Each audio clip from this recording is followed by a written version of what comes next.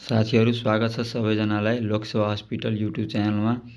आज हाम्रो प्रश्न रहेको छ बजेटका प्रकारहरू उल्लेख गर्नुहोस्। हामीले उत्तर लेख्दा सर्वप्रथम एउटा भूमिका बाँध्नुपर्ने हुन्छ। हामीले एउटा परिभाषा पनि दिन सक्छौँ। बजेटको परिभाषाको रूपमा लेख्न सक्छौँ। सरकारको कुनै निश्चित समयावधिको आम्दानी र खर्चको विवरण तथा नीति र कार्यक्रमको दस्तावेजलाई बजेट भनिन्छ। त्यसपछि यहाँबाट हामी सुरु गर्न सक्छौँ। बजेटको बनोट, उद्देश्य, अनुमान र खर्च व्यवस्थाका आधारमा यसलाई विभिन्न भागमा विभाजन गर्न सकिन्छ। यसका प्रकारहरू निम्नानुसार रहेका छन्। हेर्नुहोस्, सर्वप्रथम हामीले भन्नुपर्दा कुनै पनि कुराको प्रकार छुट्याउन त्यसको आधारको रूपमा लिनुपर्छ। यहाँ नम्बर 1 मा मैले लेखेको छु सन्तुलनको आधारमा। सन्तुलनको आधारमा बजेटलाई 3 प्रकारमा विभाजन गर्न सकिन्छ। सन्तुलित बजेट, घाटा बजेट, बचत बजेट। सन्तुलित बजेट भनेको कस्तो बजेट हो? अब हेर्नुहोस्, राजस्व र खर्च बराबर हुने बजेट, मतलब आम्दानी खर्च बराबर भएको बजेटलाई सन्तुलित बजेट भनिन्छ। घाटा बजेट, राजस्वभन्दा खर्च बढी भएको बजेटलाई घाटा बजेट भनिन्छ। आम्दानी र खर्च बिचको हेर्दा राजस्व मतलब कमै तर खर्च बढी हुन्छ, त्यो अवस्थामा घाटा बजेट हुन्छ। त्यसैगरी बचत बजेट भनेको त्यस्तो बजेट हो जहाँ खर्चभन्दा राजस्व बढी हुन्छ, मतलब खर्च थोरै र आम्दानी बढी भयो भने बचत हुन्छ, यसलाई भन्छ बचत बजेट।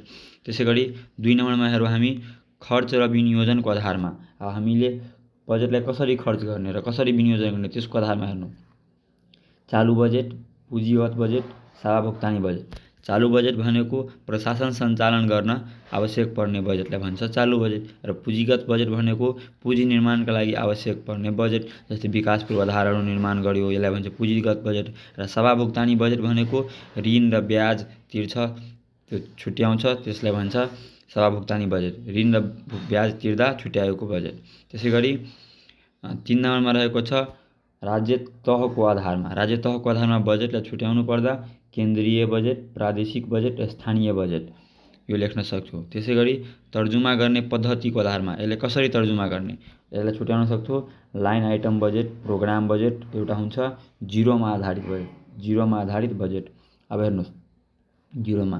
त्यसैगरी लाइन आइटम बजेट भनेको के हो? विभिन्न शीर्षकमा वर्गीकरण गरिएको बजेट लाइन आइटम बजेट हो।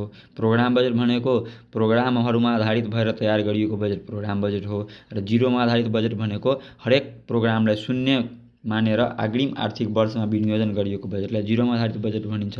त्यसैगरी अवधिको आधारमा हेर्नुपर्दा बजेटको प्रकार 2 प्रकारको हुन्छ। एउटा हुन्छ वार्षिक बजेट, एउटा हुन्छ बहुवार्षिक बजेट। वार्षिक भनेको 1 वर्षको लागि र बहुवार्षिक भनेको 2 वा 2 भन्दा बढी वर्षको लागि, यसलाई भन्छ बहुवार्षिक बजेट। त्यसैगरी अन्य वर्गीकरण हेर्नुपर्दा हुन्छ गरिबोन्मुख बजेट, लैङ्गिक उत्तरदायी बजेट। अब हेर्नुहोस्, गरिबोन्मुख बजेट केलाई भन्छ? गरिबी निवारणलाई केन्द्रमा राखिएर छुट्याएको बजेट नै गरिबोन्मुख बजेट हो। र लैङ्गिक उत्तरदायी बजेट भनेको के हो? मतलब पछाडि परेको जेन्डरलाई माथि उकास्ने उद्देश्यले राखेको बजेटलाई लैङ्गिक उत्तरदायी बजेट भनिन्छ। त्यसैगरी हामी निष्कर्षको रूपमा लेख्न सक्छौँ आधार जुनसुकै भए पनि गन्तव्य र लक्ष्य भनेको समृद्ध र विकास गर्नु हो। बजेटको आधार जुनसुकै होस्, यसको गन्तव्य र लक्ष्य भनेको समृद्धि र विकास गर्नु हो। र हामीले यसलाई सर्वप्रथम आधार याद गर्नुपर्छ। आधार याद भइसकेपछि भित्रको कुरा आइहाल्छ। हेर्नुहोस्, आधार कसरी याद गर्ने? स, ख, रात, आब, अन्य। सबाट सन्तुलनको आधारमा, खबाट खर्चको आधारमा, राबाट राज्यको तह आधारमा, तबाट तर्जुमा गर्ने पद्धतिको आधारमा, अबाट अवधिको आधारमा, बबाट वर्गीकरणको आधारमा, अन्यको अन्य आधारमा।